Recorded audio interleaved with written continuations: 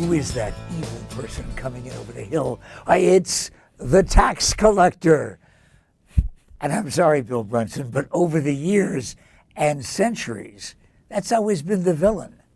Hello, it's nice to have you on Pat's Personal Portraits. I want you to meet one of the nicest guys that I know, with a government job anyway, and that is the spokesperson for the IRS in the state of Arizona, or just Maricopa County? Well, I've got more than that. I've got New Mexico and Utah, Pat. Which one do you like best? Well, I like all three because they're all western states. They all have wonderful places to go. If this one has that type of food, the other one has this. You want to continue to work for the government, don't you? Oh. Improve tax law. Yeah. Well, I just want you to improve it. You've been doing it for how many years? I've been with the IRS since 1986, so I'm on my 27th year. Got tax time coming up in a matter of minutes. And it's always tax time, Pat. But when you walk into a room filled with tax law volumes, it's everywhere. It's every wall. It's floor to ceiling. Why does it have to be so complex? Improve that for me. Special interests have the ear of Congress. That our fault. Well, yes, it's the individual taxpayer and voter. You, the individual, need to voice your opinion through your vote. You, the taxpayer, provide input too. So there's, I guess, a dual hat that you, an individual, wear. You, as a taxpayer, can send in suggestions to the Internal Revenue Service and let us know, hey, here's how you can improve your system.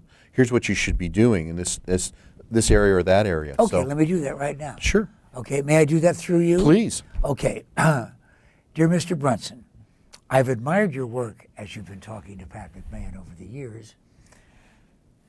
I'm going to suggest a flat tax. Okay. There are a number of countries that use a flat tax in some form or another. Why don't we? It's just a matter of the voting public and Congress enacting that type of a system. Would it work? It may.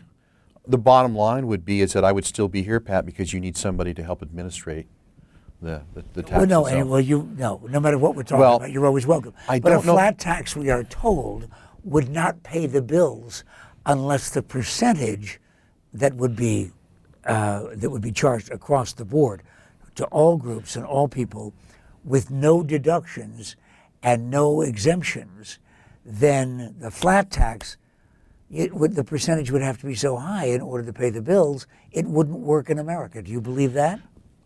I would want to see all the math and all the figures in front of me. But truly, if it was a system that was, say, equitable and workable, it should have already been in place.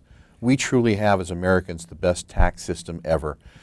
Because would you repeat that, please? We as Americans truly have the best tax system ever. We really do. And other countries come to us to learn how we operate so that they can do the same in their countries.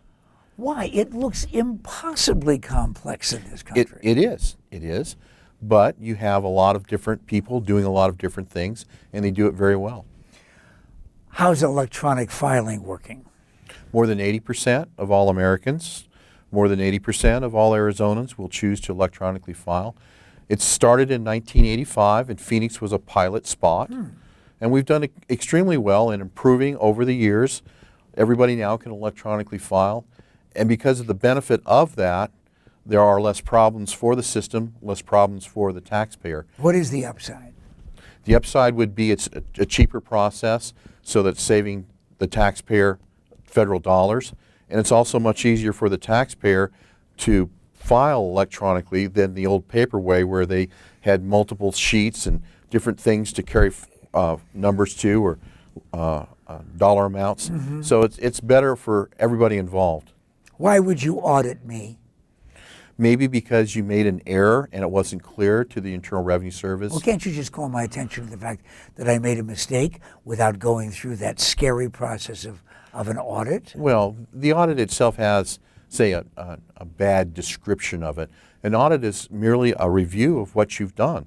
And generally speaking, it's going to be a letter that we're going to send to you and ask you to explain in your own words what it is that we're seeing or asking about. And it could be as simple as that, and we'll go on down the road and you go on down the road.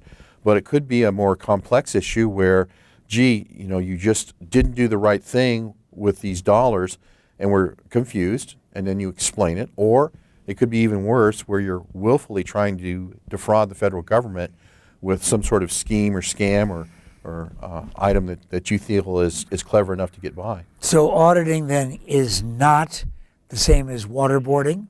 No, not at all, not even close. Bill Brunson, you can believe him because he's a spokesperson for the IRS. And if you didn't trust any of those people before, you can certainly trust him because he's been my guest. Pat's Personal Portrait on KTAR.com.